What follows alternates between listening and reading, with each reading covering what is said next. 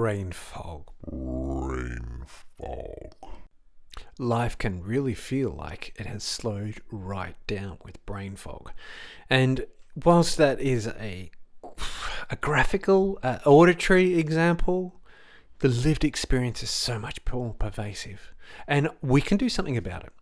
We can start to map out what our risks are, what our threats are, and start to get an idea about what actions are critical to start to take control of our brain fog, our cognitive dysfunction, the things that are impacting my mental fitness.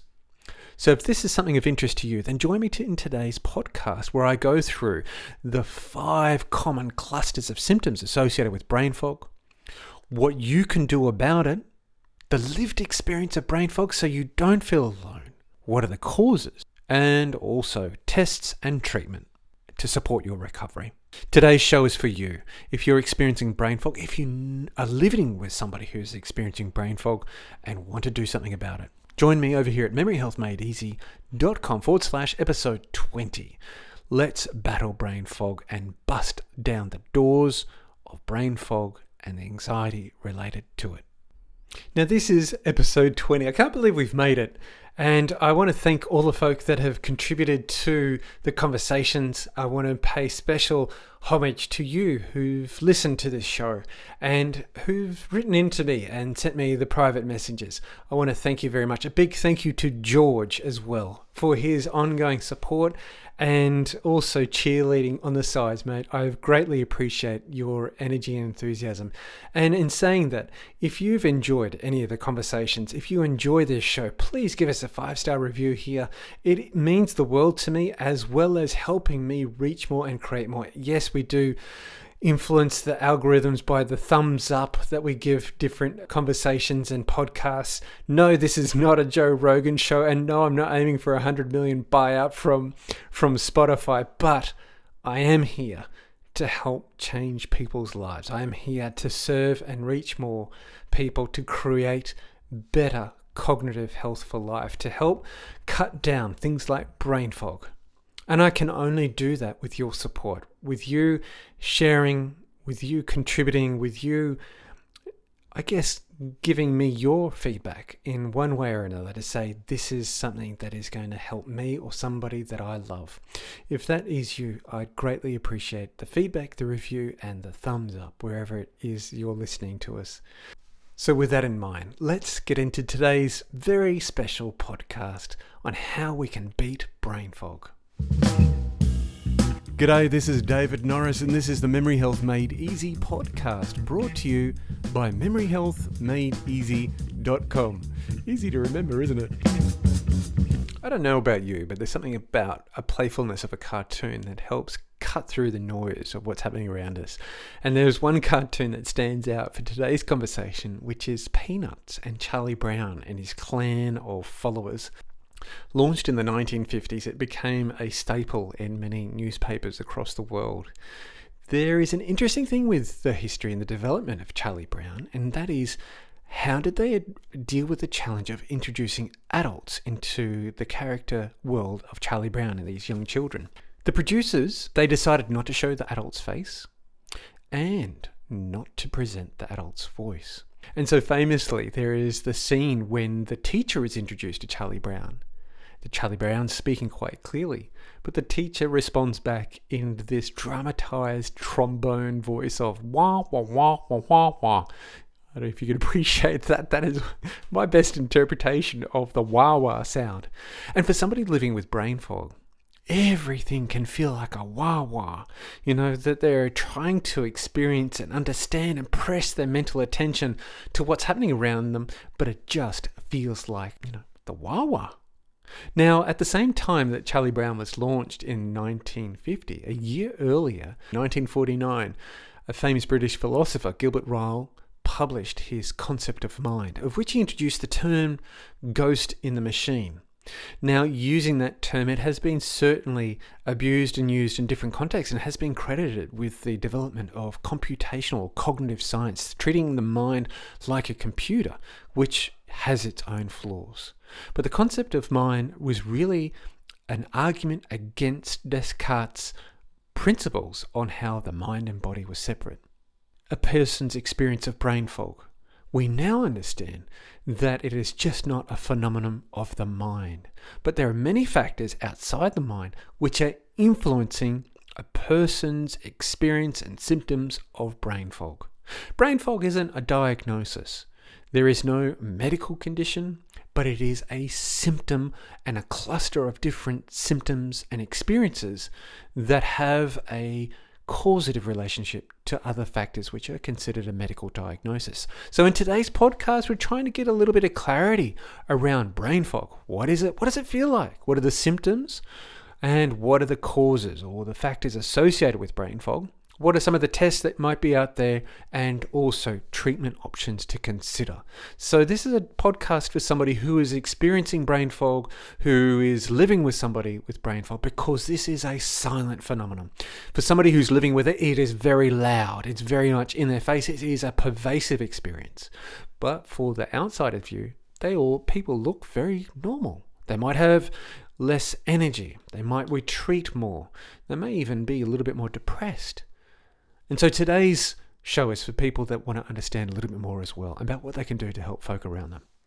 Now, before we go any further, be sure to grab today's transcript, because in it you can follow this conversation, but also come back to key points, highlight it, really go deeper, make this stick. Feel free to grab the transcript here at memoryhealthmadeeasy.com/episode 20. It's something that I think will really help with today's conversation. So what does brain fog feel like? Well, when I've asked my clients before, I'll get words back to me like, Dave, I feel hungover. I'm less clear. It impacts every aspect of my life. I can't think clearly. Simple, everyday words just feel like such a tongue twister, like a struggle to get through. I feel like I'm cutting through mud. I'm thick in mud. I'm stuck in mud or treacle. Facts and numbers are less clear for me. I get completely lost in a conversation. When I'm reading my book, I'll read and I find I have to read things over and over again. I've reread things. Oh my gosh, stress and communication affects me so much. I know this common... Oh no, I'm lost. Weather changes can impact me and I get really foggy brain. I feel like I'm living behind a pane of glass. I've got trouble entering into my life, entering my world, entering into reality. It just feels hard turning up for myself. So what one person's experience of brain fog is going to be entirely different to the next person. A person's experience of brain fog can be the start of the cookie crumb trail to the causative factors. So what are the causes of brain fog? So whilst everyone has their own personal experience of brain fog, we can perhaps distill these down into common experiences or common clusters of symptoms. As I mentioned earlier in the show, brain fog is not a medical diagnosis. You won't find this in the latest DSM-5, which is 2013. Which is the Diagnostic Statistical Manual for Mental Disorders, the 5th edition. Think of it like a taxonomic and diagnostic tool for figuring out what somebody's mental health experiences are and mental health symptoms, diseases are. And it's put out by the American Psychiatric Association. You won't find it there. It's not there. But this is a very lived experience. These symptoms are a very lived experience by people, and they can be distilled down to 5 cognitive symptoms of brain fog. 1 is going to be memory problems. 2 is lack of mental clarity, that sort of ease of putting things together. Poor concentration and attention, so the ability to focus and bring your awareness to a task and to sustain that is concentration. The inability to focus. Now, if you've got the question, what's the difference between focus and concentration? Well, focus relates to, I guess, the breadth or the range or coverage, whilst concentration is about the depth, how deep you go. So, in other words, if you focus more and more, your attention is getting confined, it's getting narrower, it's bringing it into a focused area. Whilst you might concentrate on something, you're able to go deeper. Your attention is greater. There's a greater depth to it. So there is some quality to this experience of brain fog. The other element, I think, is mental endurance, that sustained energy, that sustained mental cognitive, fitness. If we can relate endurance to a fitness, this is, that translation to fitness, that I feel that I have the energy to move forward and to manage the diversity and richness that life has on offer for me. You might actually put that in the same terms as mental fatigue. So depending on one's experience of brain fog, it could be very light and minor to quite severe and significant, where there is an impairment on your ability to do things that matter, whether that be work, whether that be surviving at home, whether that be driving a car, or managing your finances, or pursuing those hobbies and things that you love. It may be about sustaining interactions and relationships in concentration and language and building up those nurturing, beautiful relationships.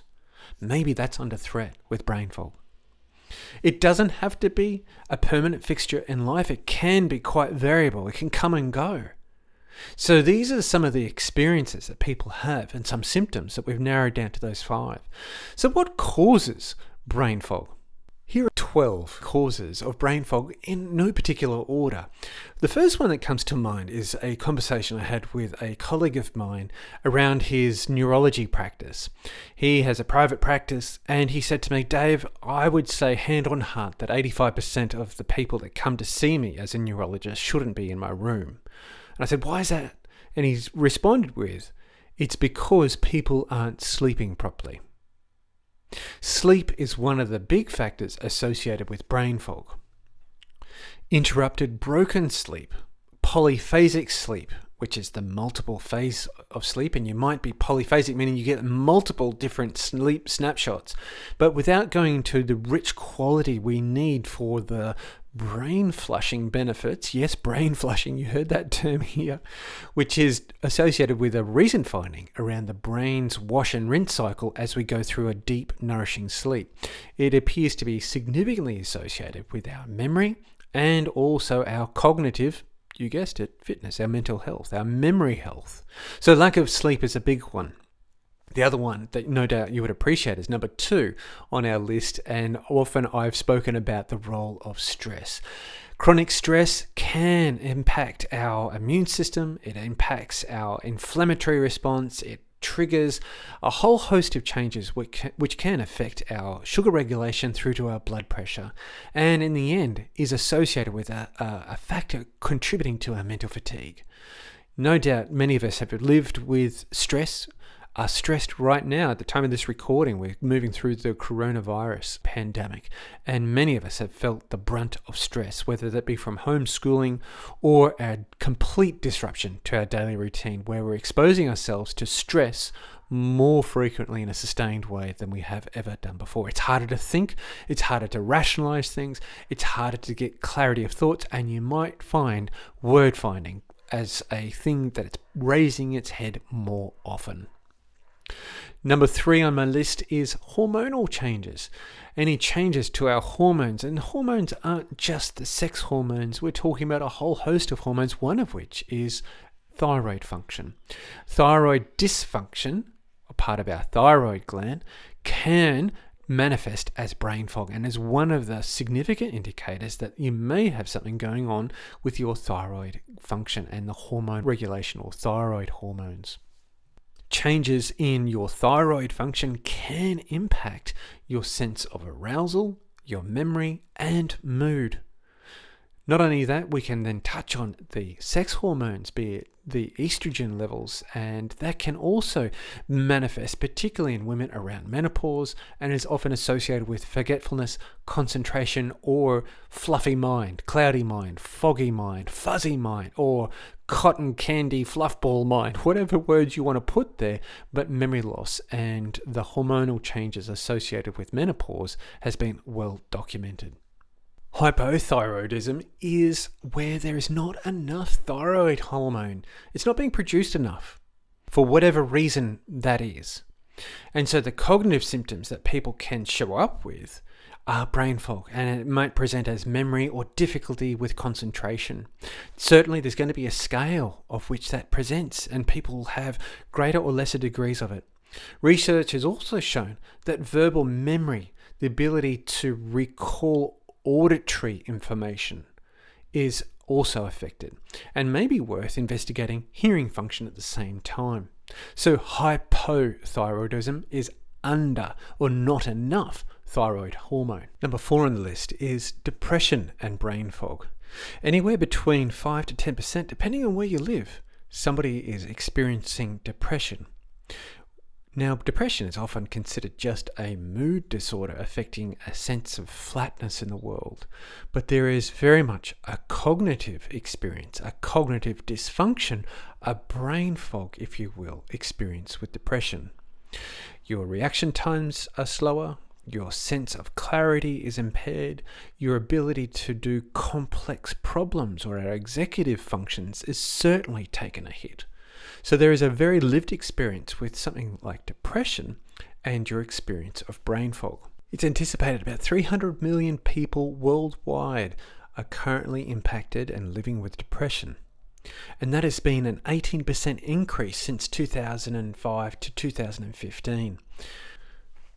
And when we narrow down on that experience, there are certain populations of people that are living with profound impacts of depression, especially those folk who are older than 65 years of age. Number 5 on the list is nutrition, what we eat. Brain fog can be certainly a symptom of lack of a nutrient-rich and diverse diet, and maybe pointing the finger to the lack of vitamin Bs, especially vitamin B12, which is associated with supporting a beautiful, gorgeous, healthy, thriving brain. Without it, B12, we can have significant brain fog. Not only that, any allergies that you might have, any responses to foods that you're ingesting, be it from dairy through to peanuts through to gluten, which is the quite popularized experience of brain fog nowadays in the media. And we've got our classic ones as well, which are any of the preservatives or additives added into the food to keep them on the shelves for longer or tastier and more stable, such as MSG. Now, my personal experience of brain fog came about through a clustering of many different factors. One was stress. I was launching a private practice at the same time the birth of my young son, and sleep deprived, not eating sufficiently, and under the hammer was my perfect cocktail of pouring the sauce, so to speak, the lifestyle sauce, over my genetic makeup, which I didn't know at the time, but was holding one of the trump cards, which was the underproduction or underutilization of one gene called MTHFR. MTHFR is a gene associated with folate use in the body, and is a whole host of different functions, principally, which is methylation.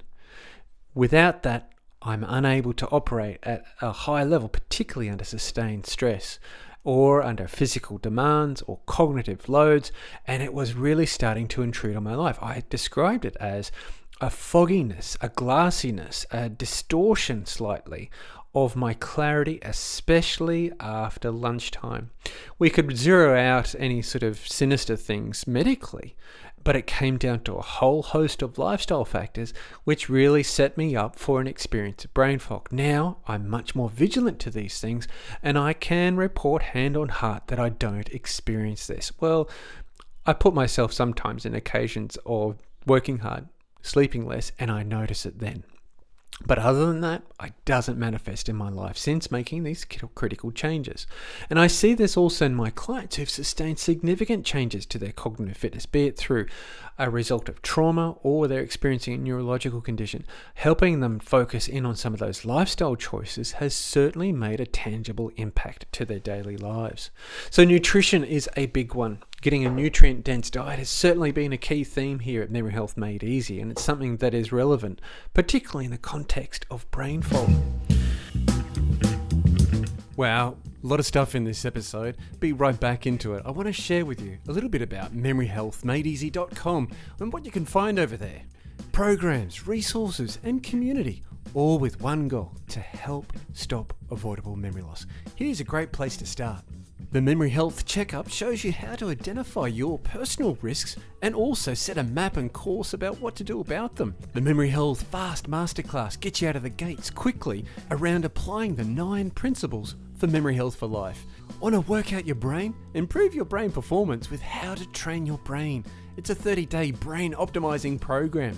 And of course, we've got our flagship community, which is all about support, and you can ask me any question, where I'm your memory health coach to guide, support, and cheer you through the steps to achieve memory health. Come on over to memoryhealthmadeeasy.com/products where you can find out more. Now let's get back to today's episode. Number 6 on my list is medications. There is a list of medications that I put together some time ago called the Fuzzy 17. And the Fuzzy 17 were the medications associated with brain fog. One of them, which may have gained great notoriety in recent times, has been our blood pressure lowering medications. And so talking with your doctor and local doctor, your GP, about your medications and their risk for brain fog and raising that is certainly a place to have a good conversation. Not only that, we can't go past the stuff that we can buy off the shelves, the supplements and vitamins. Too much, too little, too much of a multitude of different factors of different vitamins can certainly put you in a space of experiencing brain fog. For example, somebody like myself, if I take a product called SAM-E, it can help tip me over the edge very quickly, and I realized that that wasn't an important ingredient in my health and well-being. Other factors that can be associated with brain fog are medical treatments and the impacts of multiple factors like chemotherapy and radiation. And you'll notice this in people who have experienced chemo brain. And they'll often report that they have a foggy brain, fuzzy brain. And so brain fog can be associated with a cancer treatment. Number 7 on the list are the medical conditions, and we've touched on a couple already, such as underactive thyroid function, depression. Other factors that are also worth presenting is anxiety. Having anxiety as also another experience impacting cognitive dysfunction or a sense of brain fog is another symptom of anxiety.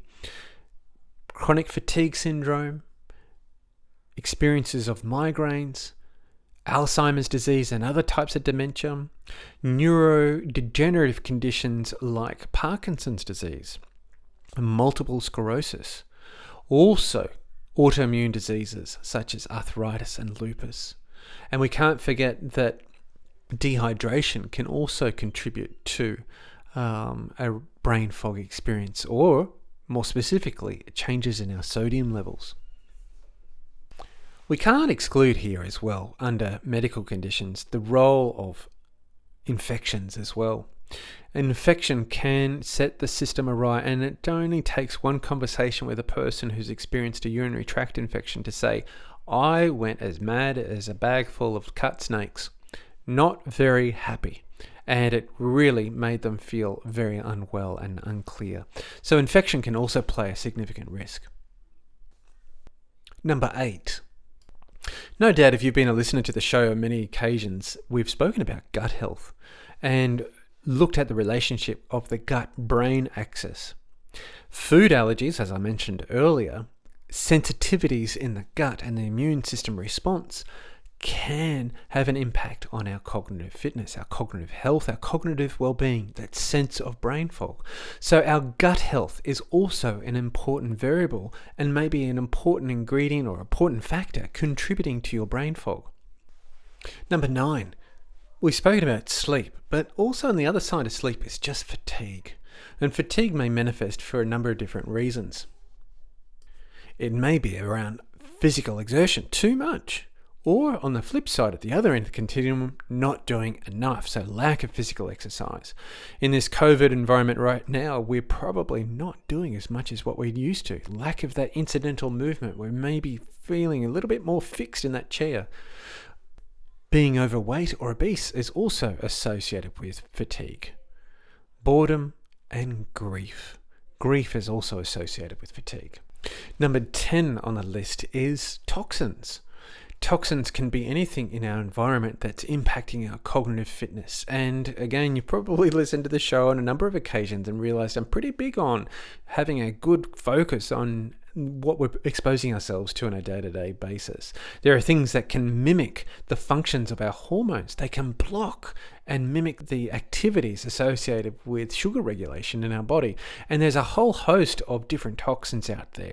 The Environmental Working Group has been pretty vigilant on commenting on the role of toxicity and its impact on human health and what toxins are out there in their environment. One toxin that perhaps slips under the radar more often than not, and that we use for different purposes, is obviously alcohol. Alcohol is a toxin at the end of the day because our liver has to do something with it as it's introduced in the body. If you've ever dabbled in the substance, you'll appreciate that having too much is going to leave you feeling the effects the next day, and no doubt you are not as sharp. Sustained alcohol consumption, sustained alcohol abuse over time will impair your cognitive performance. So alcohol there sits in the list at number 11. And lastly, number 12. Genetic factors. I've introduced one genetic variable that's associated with cognitive dysfunction, and that is the MTHFR SNP, or single nucleotide polymorphism. We've got a wonderful conversation coming up very soon with a leading geneticist and clinical nutritionist who's going to dig a little bit deeper on the role of genetic variability and our brain fitness, our cognitive fitness. For somebody who struggled with mental clarity for a while there, I can attest to the dynamic relationship that all these factors have. You might be listening here today and going, okay, I've got 1, I might have 4, I've got 3, a little bit of 3, and you'll notice that there may be a map, a key here around some of those factors that you're personally exposed to, or it might be I haven't explored that. Maybe that's a conversation I can do with my health professional, my GP, or my trusted advisor that I'm connected with around my health. This can be used as a navigational tool about what are the factors that cause, and you could look at the list and go, well, I'm a bit of a hybrid. There's a few things here. And my own experience of this has also been one of not just one factor, but many. I know that people who live with thyroid dysfunction can say, well, my thyroid function is much better, but I've still got brain fog, and then make some changes around their sleep hygiene, their activity, their mental stimulation, their toxin exposures, their alcohol consumption, and all of a sudden they navigated themselves back into a space of clarity, of mental ease, of less fog, of less pane of glass experiences, that depersonalization of reality. They're more engaged in life and have got that energy and abundance to do so. I want us to be there. So next, let's talk about what are some of the things maybe to test, and quickly we'll get into some of the treatment options as well. So you have a lived experience of brain fog. Well, let's go through some of those things to check off. Mental health. How is my mental health? Have I got an experience of depression? Is anxiety in my life? My diet. What is my diet like? Am I eating aligned to the things that I know are good for my cognitive health? And if you've listened to the show before, we've spoken about eating a diet rich in whole foods, using meat as a condiment, and having not a lot of alcohol, thinking alcohol as a treat and only in small volume. Physical activity. Are you getting enough? Are you doing too much? Are you taking any medication or supplements? And are they doing the job they need to do? And are there any risks associated with brain fog? Having a chat with your GP around your medications, or your functional medicine doctor, if they're involved around supplement selections, or your nutritionist or dietitian, can be really worthwhile. If you've got other symptoms that are fairly pervasive, once you've excluded all of these things, it may be worth then excluding out hypothyroidism, where there's brain fog, and you might have symptoms associated with hair loss, changes in your skin moisture. Maybe you've put on a little bit of weight, and perhaps the nail conditions have changed. Maybe it's a little bit more brittle, for example. Blood work that might be helpful here with your GP's assistance to investigate some of the causes of brain fog might include the following: of checking off what are your fasting glucose levels, to really zero out if there's any issues with your insulin response in your body. We've mentioned earlier some of those causative factors, such as infections and getting things to rule out any underlying infection. Nutritional deficiencies, having a look at your blood work to suggest, are there any things deficient? Other body symptoms or body organs that can come awry and also manifest as brain fog or cognitive dysfunction can also be poor kidney or liver function. We've touched on thyroid function, but we can't underestimate the beautiful organs that are associated with cleaning up our body and managing the wastes in our body and other whole host of functions as well. Other tests that may be involved could also include some imaging, which might be an MRI or CT scan, for example. You might have an investigation of your allergies and looking at that.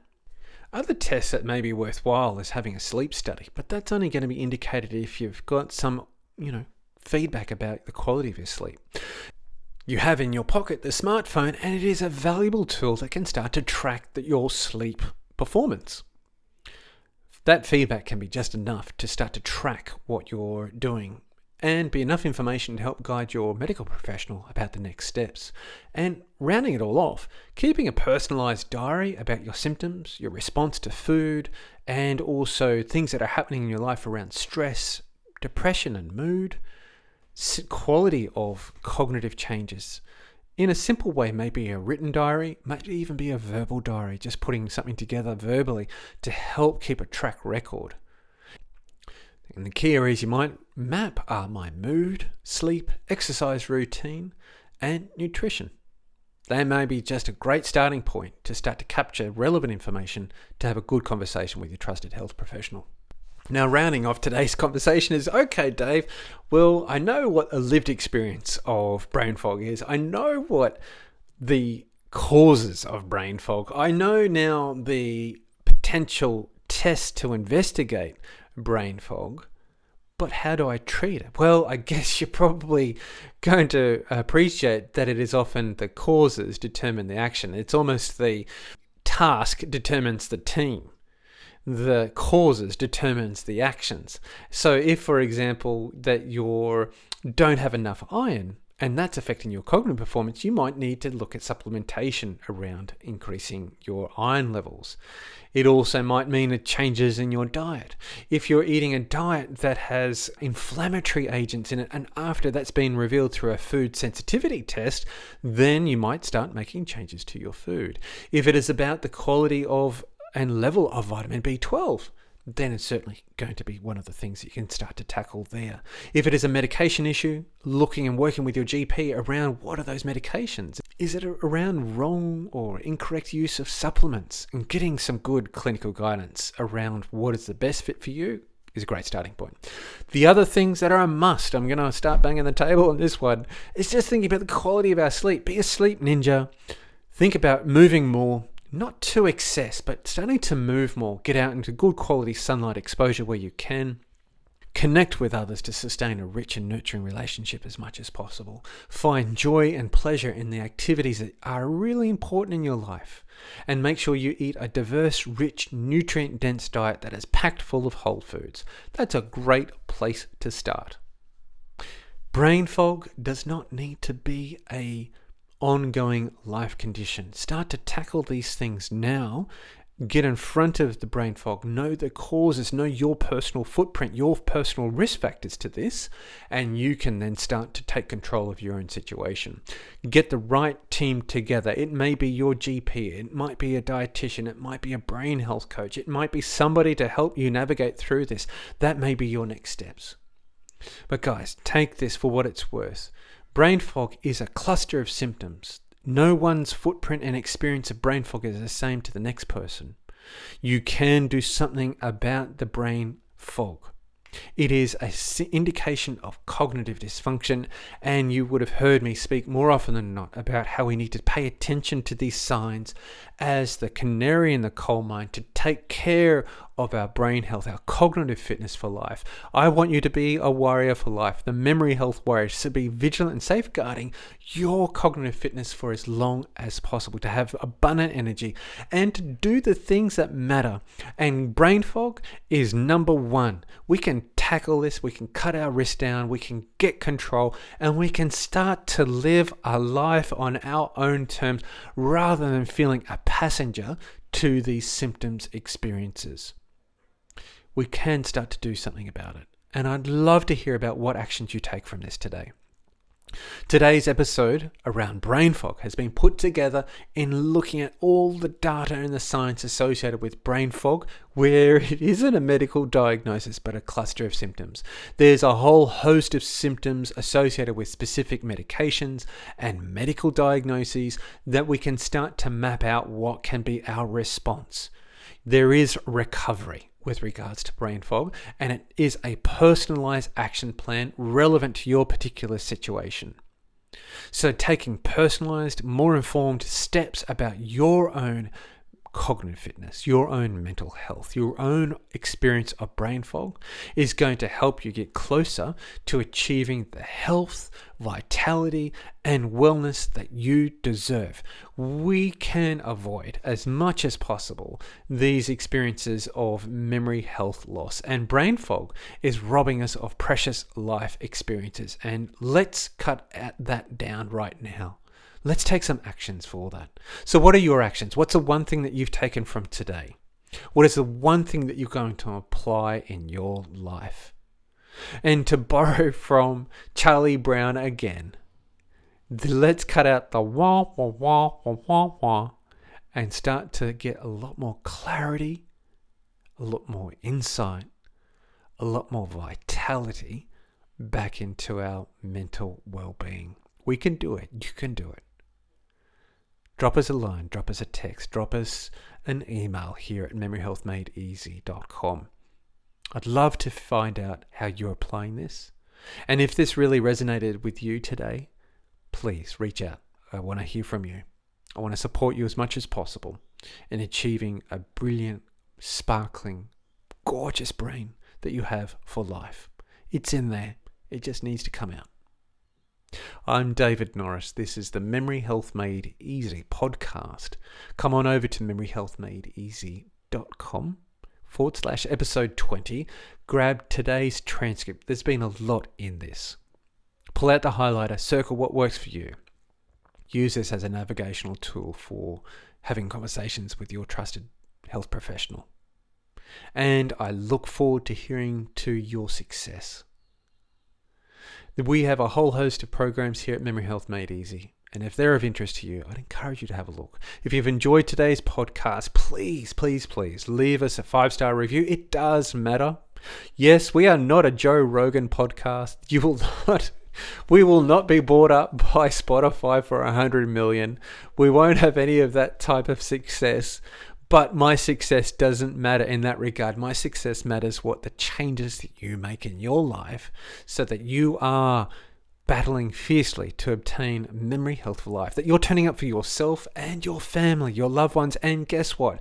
You could be the champion for your community, be that at work or in a wider footprint as well. Because if we have more people listening to this message and taking action with it, we can impact people's lives. I'm on a mission to impact 1 million gorgeous lives, and I'm looking for memory health warriors. And if that's you, then come over to memoryhealthmadeeasy.com, grab today's transcript, and start taking actions for you right now. Thank you very much for listening. I'll be back next time with a wonderful conversation I've had with a geneticist and clinical nutritionist who provides us a little bit more guidance and insight about our DNA and how that sets us up for cognitive fitness or puts us at risk and what we can do about it. That's our next show coming on up. I'm Dave Norris. This is the Memory Health Made Easy podcast. It's been an absolute pleasure. I've enjoyed this one, really gone deep on this one. Let me know what you liked. I look forward to hearing from you. Talk to you soon. Like anything, this work could not be possible without the amazing support of my team that are around me. So a big shout out to Justin and his crew, as well as Charlie and Elaine, for making this show as magic as it is and pulling it all together. Without them, this show wouldn't be possible and I wouldn't be able to do what I love doing. So a big thank you. Thank you very much for listening. I'm Dave Norris, and this is the Memory Health Made Easy podcast. If you really enjoyed today's conversation and have enjoyed other conversations on the podcast, Memory Health Made Easy, come on over. And I'm super excited to announce, ready, drum roll. That's right, I've got a Facebook group, Memory Health Warriors. A Memory Health Warrior is somebody who wants to turn up for themselves, their family, and their community, to have abundant energy and to play life fiercely so that we can have a beautiful brain for life, for memory health for life. The tribe's mission is simple. We're going to achieve 1 million beautiful brains, healthy, gorgeous brains, so that we can have memory health for life. And it's for folk who want to go a bit deeper with the content around the stuff that we go through here on this podcast. So join me over on Facebook at Memory Health Warriors. That's right, plural. And come and see what it's all about. Until next time, I'm your host, Dave Norris, and this is the Memory Health Made Easy podcast. Thanks for listening. The purpose of Memory Health Made Easy podcast is to educate and to inform. It is no substitute for professional care by a doctor or qualified professional. This podcast is provided on the understanding that it does not constitute medical or personal professional advice or services. Instead, we would encourage you to discuss your options with a healthcare provider who specializes in your particular needs.